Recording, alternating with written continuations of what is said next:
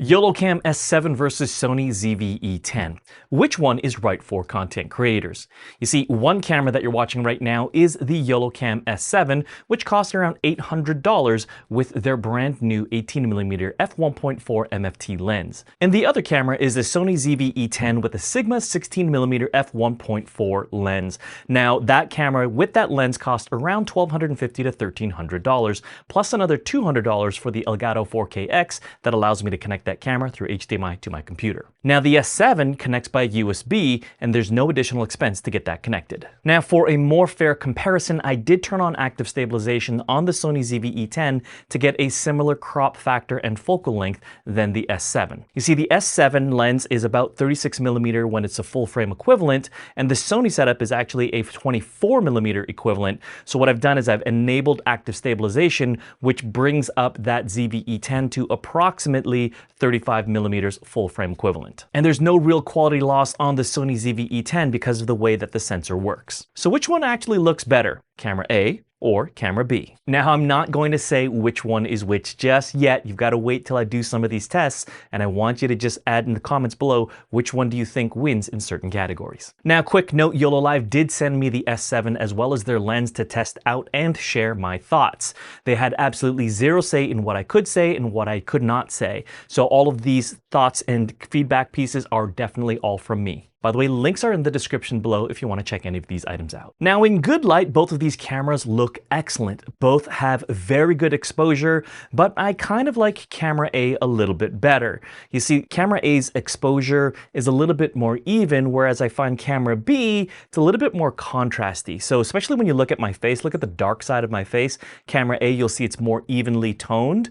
And with camera B, you see a little bit more of that red and orange tone that's on the darker side of my face. As well, camera B is definitely a little bit more rich and contrasty, especially when you look at, again, my face as well as the blue shirt. Compare the blue shirt in both of these sides. Now, both cameras are set to auto white balance, and the reason why I did that was because I wanted to make it a very fair comparison between the two. However, you can see that camera B is tending a little bit more towards the warmer side, while camera A, in my opinion, is more quite well balanced. Now, of course, if I wanted to match them perfectly, then I could adjust the white balance manually on either one of them. But again, I wanted this to be a really fair comparison. Now, as for overall sharpness, I think camera B actually does win this one. See, as you can see the side of my head, you can see the hair is much more defined and crisp and sharp compared to the one on camera A. Now, I also want you to take a look at this shirt. I purposely wore a lined shirt in order for you to see the differences in sharpness between these two. Now, let's look at the bokeh characteristics between these two cameras. You see the white text behind me? Now you can see that both of them have bokeh, so there is definitely a shallower depth of field. However, when you look at camera A, take a look at the white text that's right behind my shoulder here. You can see that there's more fringing compared to camera B, and the white text itself is more blurred. Now, to some camera enthusiasts, this may be a showstopper for them, and that's okay. You can always get a different lens if you wanted to for camera A, but this is by no means a showstopper. Now, let's do a quick focus speed test. See, this is where the S7 is quite different in terms of how the focus works. You see, most mirrorless and DSLR cameras have focusing directly in the body based on the sensor. However, the S7 is going to be different because it has a time of flight sensor that's on the body of the camera itself. So definitely don't use the S7 as a handheld camera, because if you do, you're definitely going to be blocking that sensor with your hand. So let's block these lenses with my face, and you can see as I drop them, you'll notice camera A is very, very fast. In fact, if you look at the differences between the delay on the camera A and camera B, one of the cameras are actually going to be very slightly faster than the other, and I think that's camera A. Now, for the price of the ZV-E10, it's always been a really great show factor in terms of how fast the autofocus is. However, the S7, honestly, that speed is very, very fast, and in fact, almost the exact same.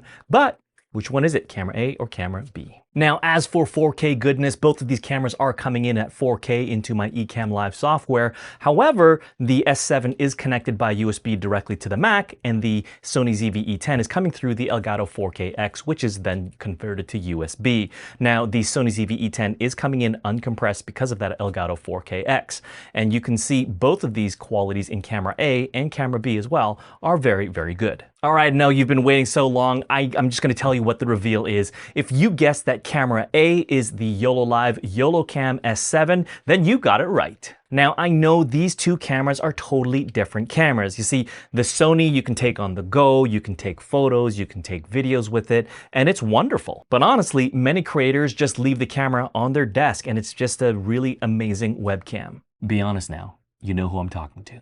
But if you've ever had a mirrorless or a DSLR camera running as a 4K webcam, you've likely had it overheat at one point in time or maybe often. But you see, that's where the S7 wins hands down. You see, with the all-metal body, it dissipates heat so well that they guarantee that it will never overheat. Now, the other nuisance of mirrorless and DSLR cameras is that when you have to make any adjustments to the camera, you gotta get up out of your chair, walk over to the camera, make an adjustment, go back to your chair, and realize that you need to make more adjustments. So you're going back and forth with this dance and your camera.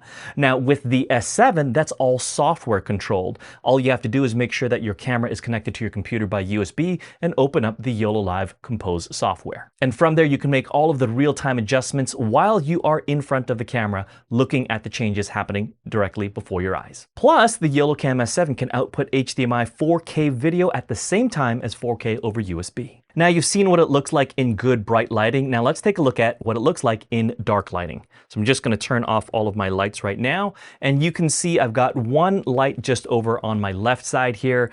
And overall, between camera A and camera B, or the S7 and the Sony ZV-E10, which of these two do you prefer? What I'm seeing right now is that the darker side on my face with the camera on the right, which is the Sony ZV-E10, it's definitely a higher contrast between the two. However, when you look at the S7, you'll see that there's a little bit of a brighter side to the dark side of my face, which means that it's more evenly lit. And again, the Sony seems to be a lot warmer. If you can look at the skin tone that I have, it's definitely a lot more yellow. So here's my take between these two cameras. They're very different for different users. You see, if you are already in a mirrorless or a DSLR ecosystem, then you're always on the go probably, and you're taking videos as well as photography and your camera systems everywhere that you go. However, if you are mainly in a studio and your camera system is always connected to your desk or a tripod, then that's where the S7 truly does shine. With the S7 and the 18mm lens both coming in at $800, this is a tremendously good deal, especially with a 4K camera that you don't need to buy an extra HDMI capture device for. And because the S7 has a micro Four Thirds mount, it means that you can buy any of the MFT lenses on the market depending upon the focal length that you need. So neither of these cameras is a bad choice. In fact, they just solve different things for different people. I hope you enjoyed this comparison between the S7 and the Sony ZV-E10. Both gear links for everything that we've talked about is in the description below. Now, if you found this comparison helpful, please subscribe to this channel and hit the bell notification so you're notified whenever I upload a new video. Now, if you're saying, hey Daniel, these cameras are still out of my budget, do you have any other ideas? Well, you're going to love this next video. Go ahead and click over here and take a look at Yololiv's Yolocam S3 all-metal USB webcam coming in at only a couple $100. Click over there. You're going to love it.